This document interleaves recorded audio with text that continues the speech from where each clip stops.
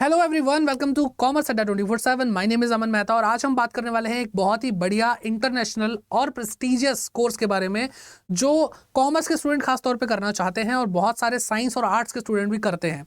ठीक है, तो इसके लिए कोई बैरियर नहीं है, कोई स्ट्रीम आपने स्पेसिफिकली ली हो तभी आप कर सकते हैं, ये सभी के लिए ओपन है। तो बात करने वाले हैं CFA के बारे में आज, जिसके अंदर हम जानेंगे कि CFA कोर्स क्या है, किस तरीके का कोर्स है, इसमें हम क्या करते हैं और साथ ही साथ इसका कहाँ से कर सकते हैं, इसका एलिजिबिलिटी क्राइटेरिया क्या है, सब कुछ हम देखेंगे। तो स्टार्ट करते हैं इस वीडियो को, जिसके अंदर हम पहले जानते हैं कि भाई CFA की फुल फॉर्म क्या है। तो CFA की फुल फॉर्म होती है चार्टर्ड फाइनेंशियल एनालिस्ट। क्या बेटा? चार्टर्ड फाइनेंशियल एनालिस्ट होती है।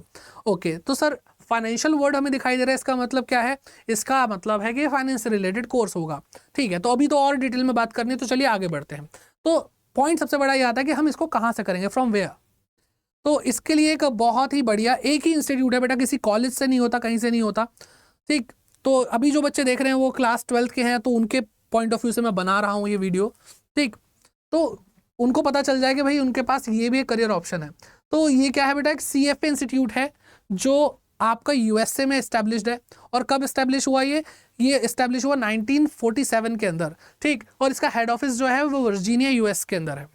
ठीक, और यहाँ पर इसके अगर हम मेंबर्स की बात करें कि जो भाई मेंबरशिप होती है, जब आप ये कोर्स कंप्लीट करते हो तो आपको उसका मेंबर बना लिया जाता है।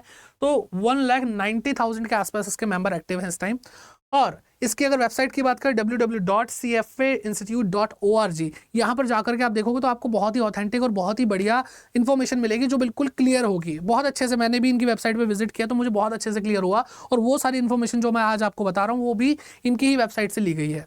ठीक, तो अब पॉइंट ये आता है कि CFA के बारे में सर बताइए कि इसमें हम करते क्या क्या है।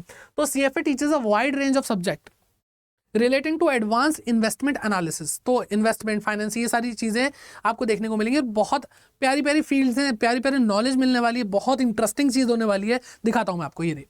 तो पोर्टफोलियो मैनेजमेंट हो गया, कॉर्पोरेट फाइनेंस हो गया, प्रोबेबिलिटी थियरी हो गया, अल्टरनेटिव इन्वेस्टमेंट, डेरिवेटिव्स, ये टॉपिक्स हैं। ये बेसिकली ऐसी ऐसी चीज़ों के बारे में आपको नॉलेज मिलने वाली है इस कोर्स के अंदर।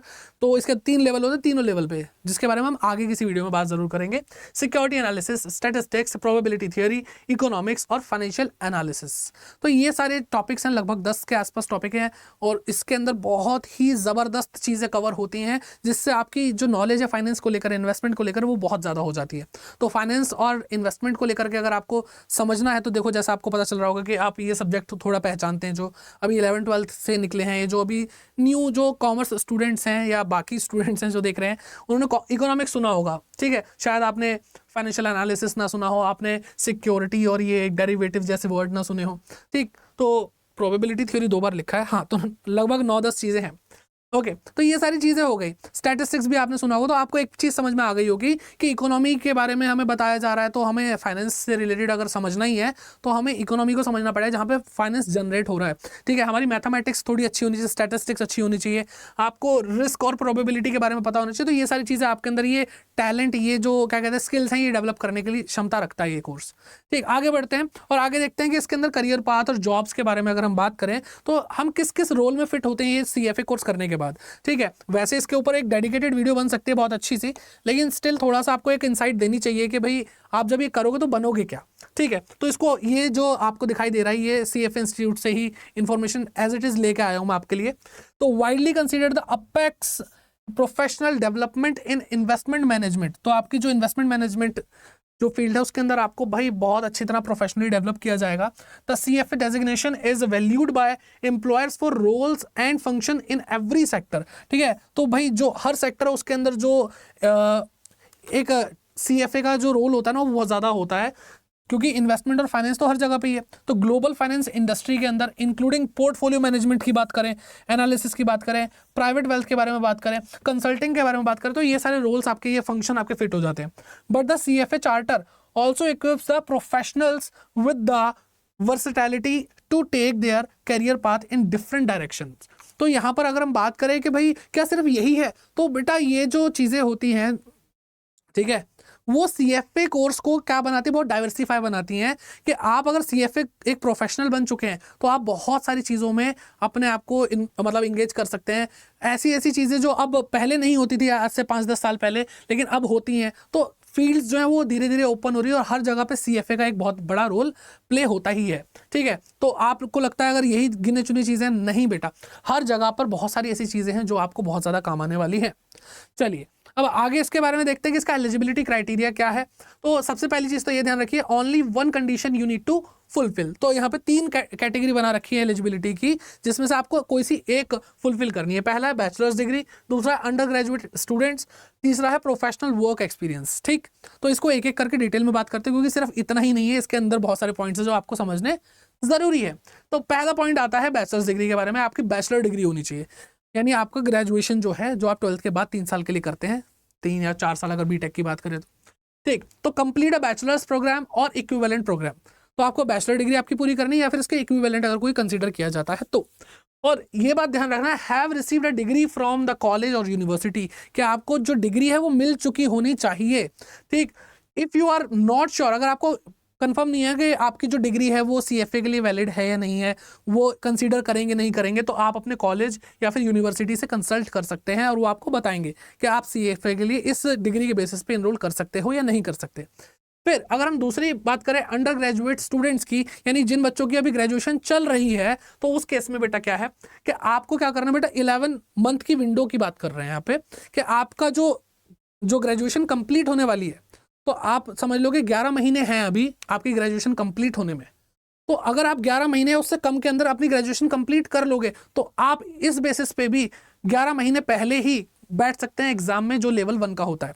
ठीक है, CFA लेवल 1 का होता है। ओके, और इस बात को ध्यान रखें कि that you must complete your degree programme prior to the date of sitting your level 2 exam. तो अब ऐसा ध्यान रखना कि आप जब लेवल 2 के लिए जाएंगे तो उससे पहले आपकी डिग्री कंप्लीट हो जानी चाहिए।